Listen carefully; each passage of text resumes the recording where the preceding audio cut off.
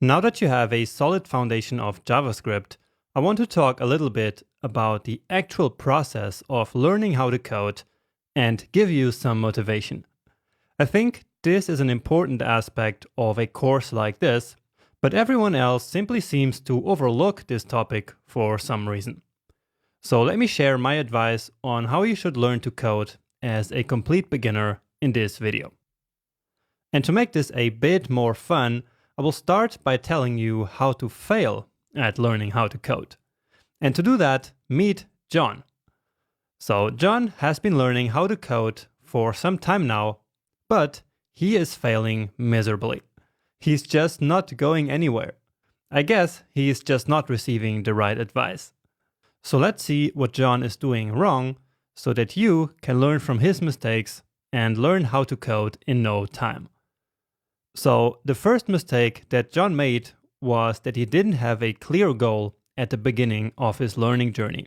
He simply started by watching some courses and reading some tutorials, but he would just blindly copy the code without caring how it works. Even worse, sometimes he would just copy and paste code from tutorials or sites like Stack Overflow. While learning, he didn't reinforce what he was learning in the courses and tutorials by doing small challenges or taking notes. He also didn't practice coding outside of the courses, and he didn't come up with his own project ideas to improve his skills. Then, whenever he did code a bit, John would quickly become frustrated whenever his code was not perfectly clean or efficient. John also lost motivation pretty quickly because he thought he could never know enough. He could never know all there is to know. And this is a really big mistake. Also, he was just always learning in isolation without sharing his process. Finally, after finishing a couple of courses, he thought he was now a web developer and could start applying to jobs. But no one would take him because recruiters soon found out that he couldn't even build a simple app on his own. So that's a long list of mistakes, but it's not too late for John. We can fix all these mistakes, right? So let me show you how. So the first mistake is relatively easy to fix. What you need to do is to set a goal for yourself. Think about this and actually write it down on a paper or something. Make this goal specific, measurable, realistic, and time-based. For example, your goal might be, I want to become a front-end web developer within 1 year. From there, you can then develop a plan on how to get there. It also helps to know exactly why you are learning to code. For example, are you trying to switch careers? Or do you want to find a better job? Or are you just starting a new hobby? Whatever it is, it's important to be aware of the reason why you're doing this, because this will help you stay motivated when learning becomes more and more difficult. To stay motivated, it's also great to imagine a big project that you want to be able to build by the end of your learning journey. This has always helped me tremendously. With this project in mind, you just need to research the technologies that you need to learn, and then learn them one by one, step by step, in a calm way. Next up, instead of simply copying code from a course or tutorial, always make sure that you really understand the code that you're learning and typing into your editor. Don't move on if you don't understand. Also, always actually type code. Don't just copy and paste it from a tutorial or a site like Stack Overflow. This way, you're training your brain to remember the syntax later. Reinforcing is one of the most important learning techniques. It means that after you learn something new, like a new JavaScript feature or concept, you use it immediately to make it really stick in your brain. You can do this by taking notes and by challenging yourself with small coding exercises and challenges. For example, let's say you just watched the lecture about functions. So now you know what functions are and you saw some examples. But now, as a next step, you need to reinforce this knowledge by writing a function for your own personal environment. For example, you might need to calculate the average of your university grades Or you might need to convert recipe ingredients from ounces to grams while cooking. So just write a function that does this task for you and have some fun with it. Coming up with your own ideas like this and solving them will absolutely boost your confidence in your programming skills. And really take your time with this. There's absolutely no need to complete any course as fast as possible. Alright? Now, it's absolutely normal that in the beginning, it's hard to come up with your own challenges. That's why I included countless coding challenges in this course for you. You can also use a special challenge platform like codewars.com, where you can find thousands of coding challenges for different skill levels for free. I have actually solved some of CodeWars challenges in real life with some students, and I can tell you it's a ton of fun and really helpful. One of John's biggest mistakes was to not practice coding outside of the course environment. But practicing on your own is the single most important thing that you have to do. And I can't stress this enough, okay? Coding your own projects without any course guiding you is really not optional. If you just follow courses and don't code on your own, you will never ever be able to write programs on your own. So come up with your own project ideas, no matter how small or big, and just build them. Or you can copy parts of popular sites or applications. No matter what you do, really challenge yourself, make it difficult, and grow by overcoming obstacles. And I know it's scary to leave the comfortable environment of a course where you just have to follow the teacher, because you will fail and you will make mistakes and it will be difficult to code on your own. But getting out of our comfort zone is the only way we grow. So don't be stuck in tutorial hell, which is exactly the state of not being able to leave tutorials. And there is more about this whole journey at the end of this lecture. Now, when you practice, you should never become frustrated with the quality of your code. Do not get stuck by trying to write a perfect code, which is really clean or really efficient. So none of that matters in the beginning.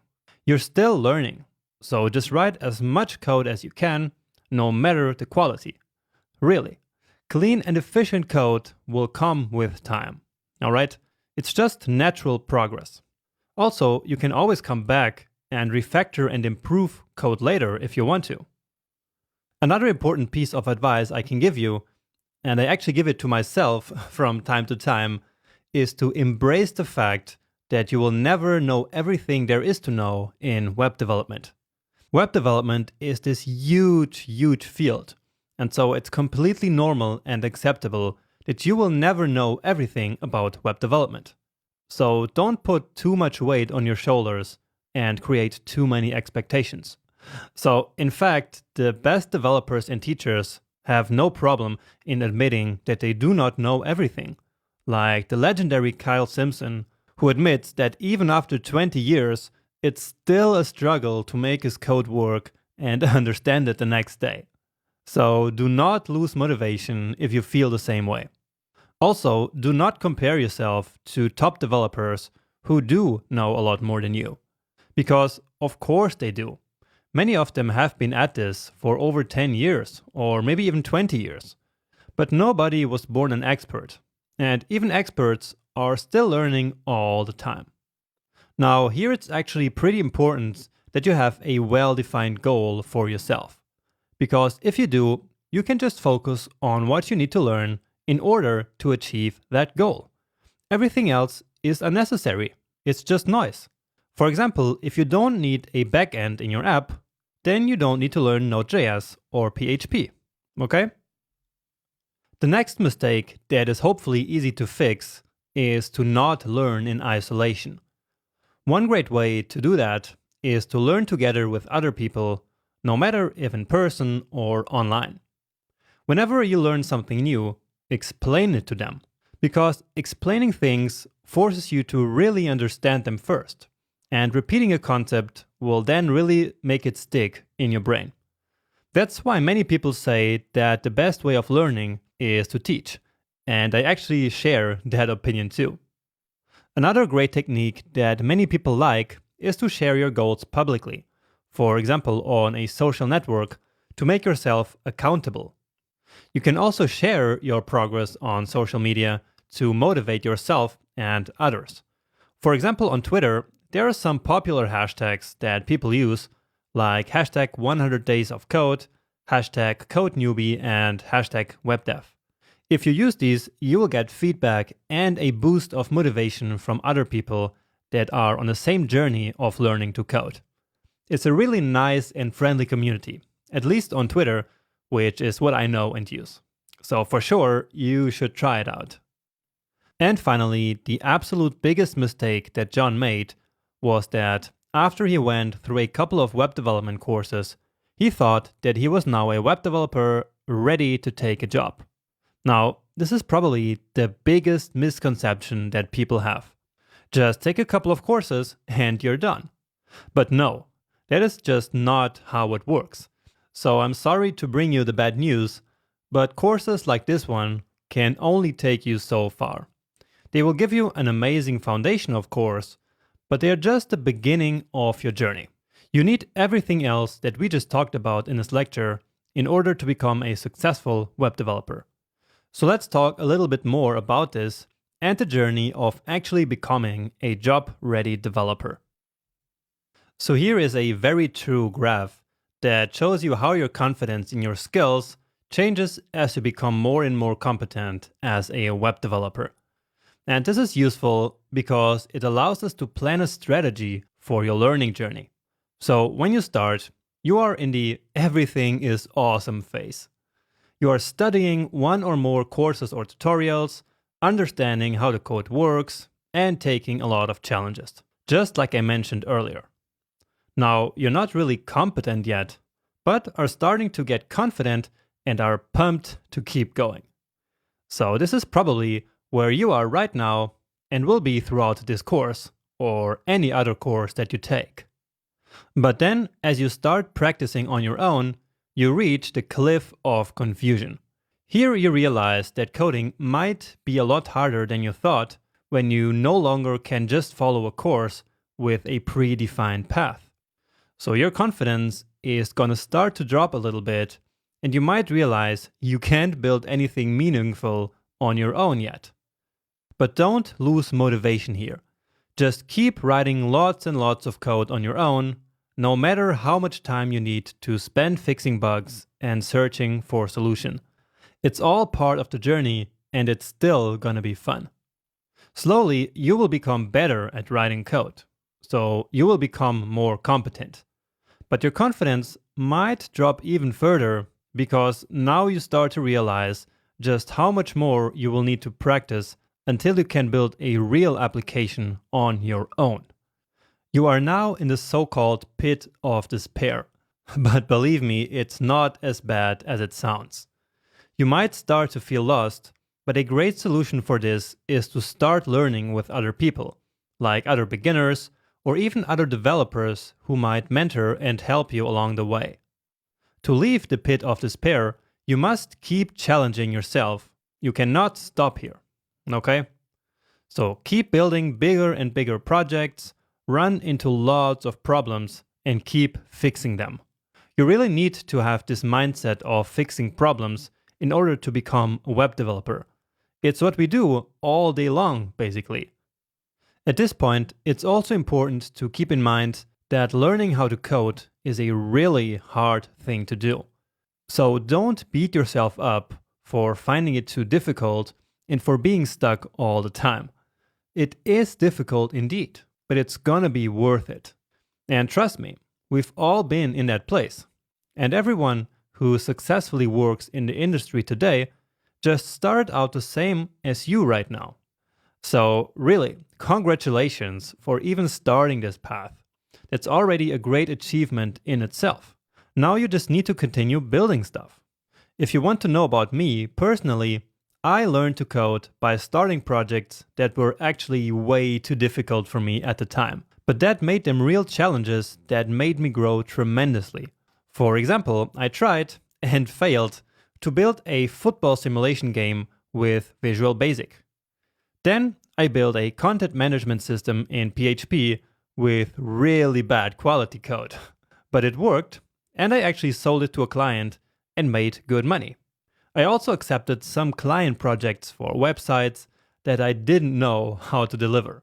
But I figured it all out in the end, and it made me grow so much.